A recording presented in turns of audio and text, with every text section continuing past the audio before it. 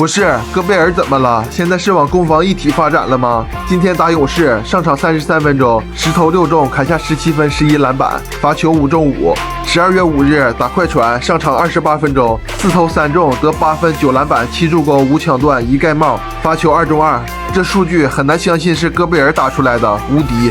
12月3日打湖人，上场30分钟，8投7中，砍下17分12篮板，罚球4中3，直接教学浓眉，为什么我才是 DPOY？11月30日打快船，上场41分钟，砍下8分12篮板，罚球4中2。最关键的是抢下制胜篮板球。这几场比赛，戈贝尔的表现太出色了。森林狼的复苏，戈贝尔绝对是头功。